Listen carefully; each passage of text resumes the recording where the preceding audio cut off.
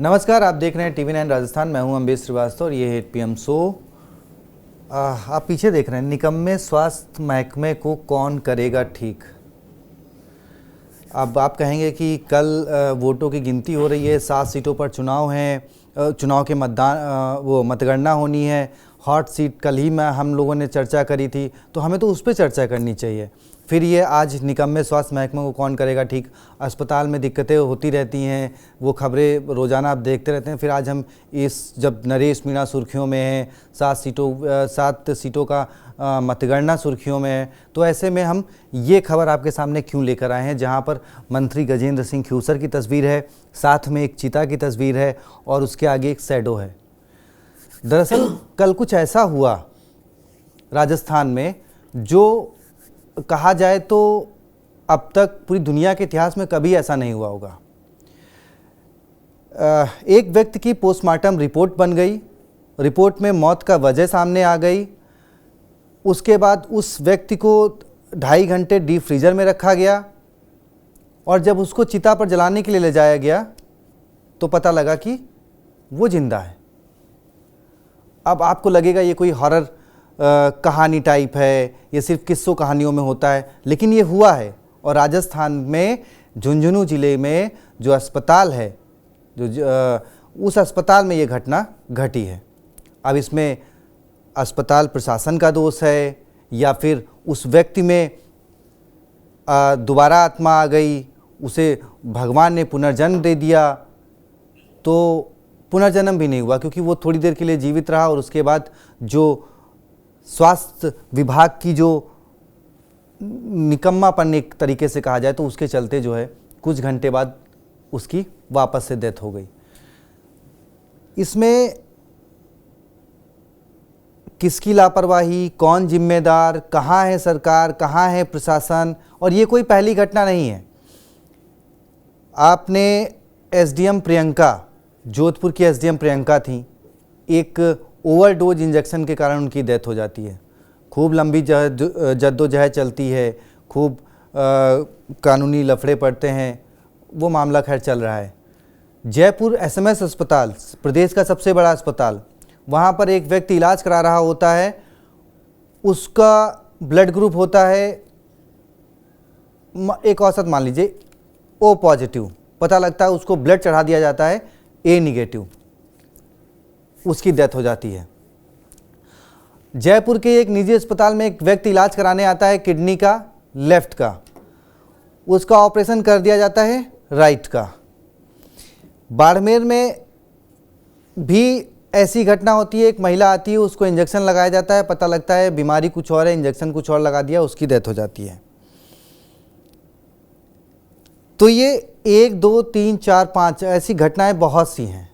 अब इसमें किसकी गलती है, और अगर 1-2 जगह हुई तो क्या उन पर एक्शन हुआ, क्या कार्रवाई हुई, और अगर ऐसी चीज़ें लगातार हो रही हैं तो फिर जिन डॉक्टर्स को भगवान कहा जाता है, भगवान ही अगर ऐसी गलतियां करेंगे तो मरीज़ फिर इलाज कराने कहाँ जाएंगे।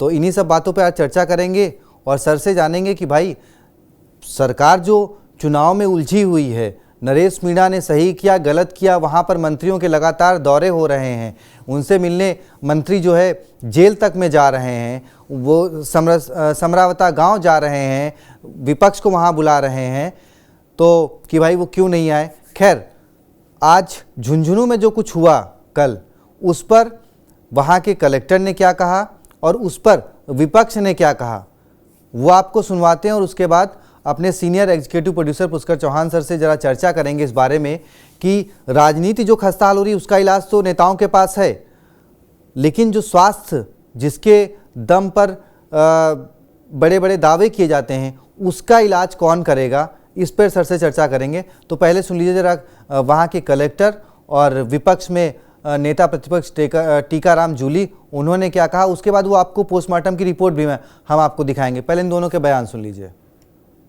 देखा जा रहा है बहुत सीरियस, और जिन लोगों की लापरवाही है उनके खिलाफ कार्रवाई की जाएगी। अभी मैंने तत्काल एक कमेटी बनाई है और जो कंसर्न डॉक्टर्स हैं उनके बारे में ये मालूम किया कि किस किसने इसमें लापरवाही की है और हम सरकार को रिपोर्ट भेज रहे हैं।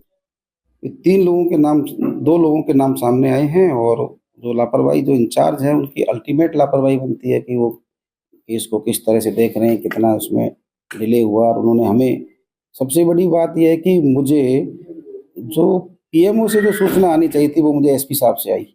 मुझे एसपी साहब ने बताया इस प्रकार घटनाक्रम हुआ, तब मैंने इनको पीएमओ को पूछा तो प्रथम दायित्व तो इनका बनता है कि इसमें घटना हो गई थी तो जिला कलेक्टर को संज्ञान में लाना चाहिए था। ये गंभीर लापरवाही है और इसको हम सामान्य नहीं ले रहे हैं। इस संबंध में मैंने अवगत करवाया गया और बहुत सख्त कार्रवाई करेंगे और इसके पूरे अस्पताल में अन्य भी मैं ये देखूंगा कि किस तरह से ये लोग डॉक्टर्स लोग क्या क्या लापरवाही करते हैं। ये घटनाक्रम सामने आया, ये हमारे लिए आने वाले समय में इसको अस्पताल को और देखने समझने के लिए उपयुक्त होगा। और ये बड़ी दुखद घटना है। ये तो जानो राखे साइयां मार सके ना कोई। आपने किसी को मृत बता दिया और उसको डीप फ्रीज में भी रख दिया आप लोगों ने, और पोस्टमार्टम करने के नाम पे खाना पूर्ति करके उसको भेज दिया। तो ये सारी जिम्मेदारी किसकी है? आप किसी एक व्यक्ति पे उंगली नहीं उठा सकते। इनका जो पूरा सिस्टम है, पूरी चेन है, वो पूरी जंग लग चुकी है। कोई मॉनिटरिंग नहीं है किसी भी डिपार्टमेंट के अंदर। आज एक मेडिकल विभाग की बात नहीं है, किसी भी विभाग को उठा के देख लीजिए, कहीं कोई सरकार की मॉनिटरिंग नहीं है। सिर्फ और सिर्फ खाना पूर्ति हो रही है। मुख्यमंत्री जी घूमने में व्यस्त हैं और मंत्रियों की हालत जो है, विधायकों की जो आपस की जो नोकझोंक है, तकरार है, वो लगातार आ रही है। चलिए अब आपको दिखाते हैं पोस्टमार्टम रिपोर्ट, जिसमें जरिए उसकी मौत की वजह भी तक आ गई सामने। ये पोस्टमार्टम रिपोर्ट है। Producer Pushkar Chauhan, sorry senior executive producer, sorry.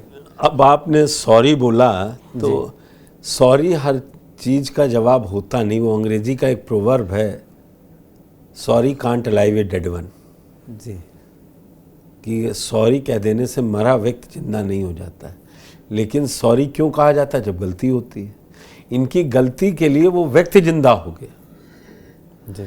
आज उन 3 लोगों पे कार्रवाई, अभी आप डीएम कलेक्टर साहब को सुन रहे थे, उन्होंने कहा हाँ गंभीर है। आप ये सोचिए ये कितना बड़ा क्राइम है।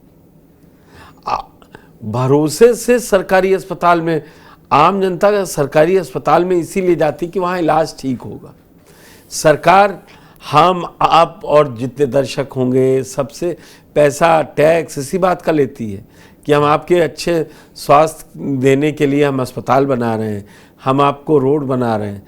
और ये आप सोचिए वो व्यक्ति अगर जिंदा नहीं होता, अब उस पोस्टमार्टम रिपोर्ट की क्या सच्चाई है? ये तो कुछ भी कर सकते हैं ना।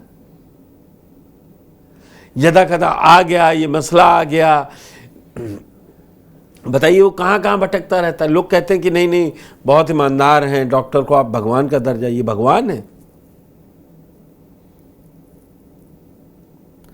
डायन भी मार के छोड़ देती है ना। इन्होंने तो मार के भी नहीं छोड़ा, इन्होंने तो इतना भी कष्ट नहीं उठाया, बोले ले आओ मर ही गया है। तो आप इसका एक चीज ये समझिए कि ये नहीं कोई कह सकता है कि ब्रेन डेड हुआ होगा।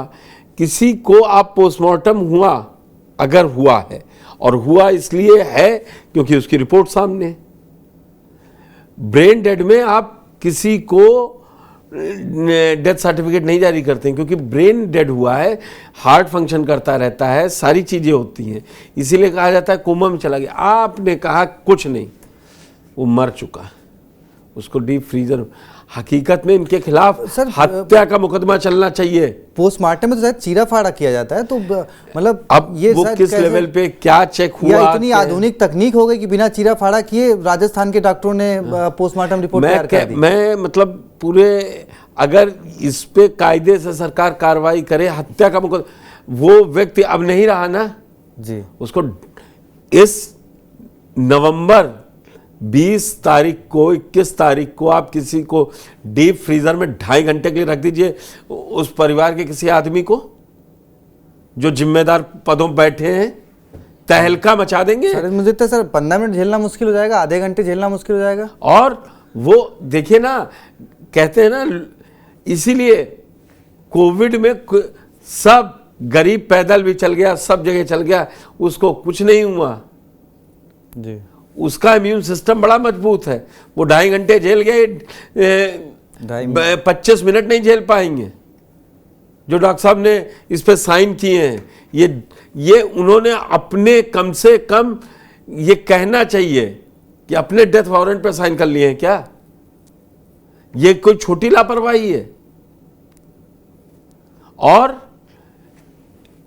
जो सीएमएस थे, मैं पढ़ रहा था, वो बोले कि मुझे तो अखबारों से मालूम पड़ा है। मतलब वो उसमें भी गर्व महसूस कर रहे हैं कि मुझे अखबारों से मालूम पड़ा है।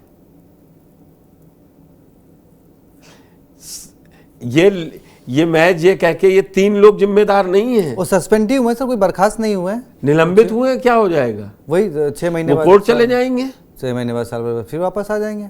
और राजस्थान में तो वैसे और आप डेथ तब डिक्लेयर करते हैं जब ईसीजी में एक तय समय के भीतर का वो ईसीजी निकलता है, उसमें पूरी स्ट्रेट लाइन होती है, मतलब हार्ट बीट है ही नहीं 31 मिनट के लिए। उसके बाद इंटरवल पर ये डिसाइड होता है और पैनल लिख के देता है कि ये आदमी अब जिंदा नहीं है। यहाँ तो पोस्टमार्टम तक निकाल दिया, डेथ सर्टिफिकेट और तो छोड़ ये व्यक्ति बीमार चल रहा था, जवाब दिया गया, झुंझुनू में एसएमएस में हॉस्पिटल में आया। आप सोचिए, उस गरीब व्यक्ति को सोचिए कि आदमी उस इलाज के लिए कितना दौड़ रहा था, और जो जिनको इलाज करना था वो कितना ईमानदारी से कर रहे थे। और घर वाले कितना विश्वास करते, वो लेके चले आए। मैंने तभी कहा ना, वो मरे हुए व्यक्ति ने ये मरा हुआ स्वास्थ्य विभाग को जगाने के लिए शायद भगवान ने दिखाया कि अब डीएम साहब कह रहे हैं ना, आगे सारे पीएमओज में पता करवाएंगे, प्राइमरी हेल्थ सेंटर्स में क्या है क्या नहीं। ये वाकई में सरकार को इसके घर जाना चाहिए था। तो सर सरकार, मुझे लगता है सरकार क्या कर रही है, क्योंकि ये पहला मामला नहीं है। इसी साल में doctor SDM Priyanka, SDM Jodhpur में ओवरडोज से और हमारे यहाँ एक अच्छी आदत है कि इसकी जांच हो रही है, अब जांच होगी फिर मुकदमा हो जाएगा, क्योंकि वो सब जुडिस है। तो शायद हम और अम्बेश भी यही कहेंगे कि अब मामला सब जुडिस है, कोर्ट के उसमें बोल नहीं सकते। इस पर तो सो मोटो एक्शन लेके इस पर तो हीनियस क्राइम का मुकदमा दर्ज होना चाहिए। जो लापरवाह है, सस्पेंशन से काम नहीं चलेगा। स्वास्थ्य मंत्री को आके जवाब देना चाहिए, क्योंकि अभी टाइम कहाँ है? फ्यूचर में कल चुनाव नतीजे आने, उसका क्रेडिट लेना है भाई कि रेवंत राम डांगा को किसने जिताया। जी, कल ये खबर चलेगी नहीं, एक छोटे से कॉलम में रह के चली जाएगी। तो वही तो सर पूरा देखिए ना, लगातार मंत्री वहां पर समरावता गांव जा रहे हैं, नरेश मीणा से मिलने जा रहे हैं। आप वो भी संस्कृत मुद्दा है, आप खूब जाइए, वोट बैंक चाहिए ना, आप खूब जाइए। किरोड़ीलाल मीणा जी को यहाँ आना चाहिए कि नहीं आना चाहिए, बताना चाहिए कि क्या होना चाहिए स्वास्थ्य विभाग पर। एक मनचाहे अधिकारी का ट्रांसफर नहीं होता तो पूरा जयपुर हिला देते हैं। एक अमित चौधरी एसडीएम को झापड़ पड़ गया तो आरएएस हड़ताल पर चला गया, 40,000 पेन डाउन कर दिया, पेन डाउन चला गया। सर आपको याद होगा, अब क्योंकि आपको याद होगा जब आपदा वाला मामला आया था, तो बारिश से कुछ लोगों की मौतें हुई थी, तब आपदा प्रबंधन मंत्रालय की तरफ से डाल दिया गया था स्वास्थ्य मंत्रालय पर कि स्वास्थ्य मंत्रालय ने लू से मौतों के आंकड़े पर किसी 6 मौतें हुई हैं। उस मामले में गजेंद्र सिंह शेखावत, ख्यूसर और किरोड़ीलाल मीणा आमने सामने हो गए थे। ये दरअसल इस लोकतंत्र की खूबी के साथ साथ यही सब है। ये किसी को असर नहीं पड़ रहा है वहां। हो सकता है इसको कोई सुनना भी पसंद ना करे। क्या करना है, हो गया, चला गया, एक आदमी था चला गया, वो तो चला ही गया ना। मगर वो मैं कहता हूं भगवान की इस बात को समझना चाहिए। वो जिंदा होकर ये बता गया कि पोस्टमार्टम ऐसे होते हैं, ये एडमिसिबल होती हैं पोस्टमार्टम रिपोर्ट, हाई कोर्ट से लेकर सुप्रीम कोर्ट और लोअर कोर्ट तक में।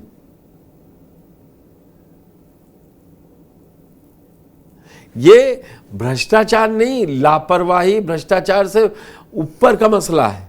वो जगा गया सोते महकमे को, जो आपने लिखा है ना, निकम्मे स्वास्थ्य महकमे को कौन करेगा ठीक। और आप उसके लिए भी वो विपक्ष की आप जो भाषा में बोले तो निलंबन क्या? हुआ है ना, उनके भी मतलब चेहरे पे शिकन नहीं होगी शायद।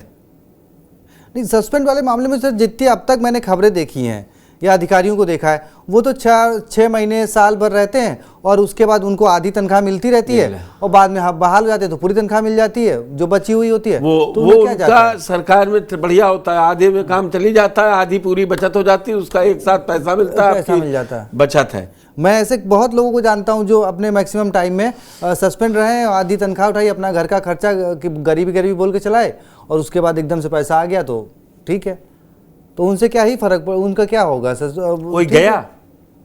कोई गया टीकाराम जूली जी गए वहां पे? अरे भेज देते, मदद ही कर देते कि लापरवाही है। झुंझुनू का मामला है जहां से चुनाव हो रहा है, जिला तो वही है, लेकिन चुनाव हो चुके हैं ना, दिक्कत ये है, दिक्कत ये है वोट गिने जाने ना। हाँ, हो सकता है एमपी साहब लिख दें कि इस पर कार्रवाई होनी चाहिए, लेकिन ये प्राइमरी फेसिया सबसे बड़ी प्रशासनिक लापरवाही है और इस पर जो राज्य सरकार है उसको एक्शन की जरूरत है।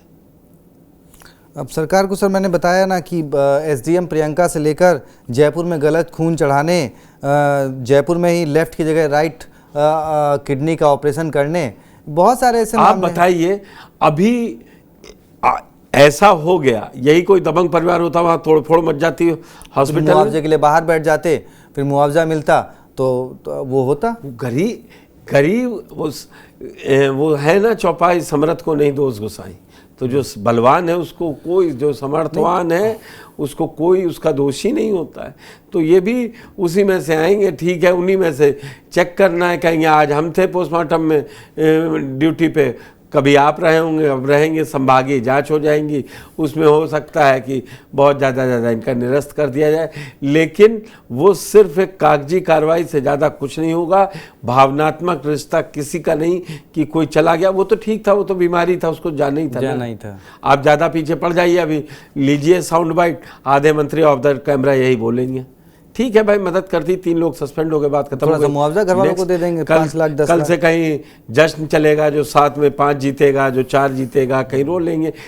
इस रोहताश के लिए रोने वाला कोई नहीं होगा उसके परिवार के अलावा। चलिए, तो मेरे ख्याल से दर्शकों को भी कल ही का इंतजार होगा, और अगर नहीं है तो कमेंट्स करिए, ज़्यादा से ज़्यादा शेयर करिए और सरकार की और स्वास्थ्य मंत्रालय की आंखें जगवाइए, क्योंकि अस्पताल का मामला है, कल आपकी भी बारी हो सकती है। अस्पताल कभी ना कभी सबको जाना ही पड़ता है किसी न किसी वजह से। तो देखिए, ये राजस्थान के स्वास्थ्य विभाग की हकीकत है और इसको कैसे ठीक करना है। 7 सीटें, चुनाव तो आते जाते रहेंगे, क्योंकि अभी 7 सीटों के उपचुनाव हुए हैं, फिर निकाय चुनाव होंगे, फिर विधानसभा, फिर लोकसभा, चुनाव चलते रहेंगे, लेकिन स्वास्थ्य विभाग, सड़कें जो होता है ना वादे, कम से कम सड़कें ना ठीक हो तो आदमी धक्के खा लेगा, पैर में मोच आ जाएगी तो मूव लगा के सही हो जाएगा, लेकिन ज़िंदगी में अगर ऐसे पोस्टमार्टम रिपोर्ट बन गई ना, तो आपको हो सकता है कि उसको तो फिर भी होश आ गया था, अगर आग लगा दी होती तो फिर क्या होता। खैर, TV9 राजस्थान को सब्सक्राइब करिए और कल मिलते हैं एक बार फिर नतीजों के साथ 7 सीटों के। बाकी निकम्मे स्वास्थ्य महकमे में कौन करेगा ठीक, यही मेरा सवाल है, और आपकी इस पर क्या राय है कमेंट बॉक्स में ज़रूर बताएं। बहुत बहुत शुक्रिया, धन्यवाद।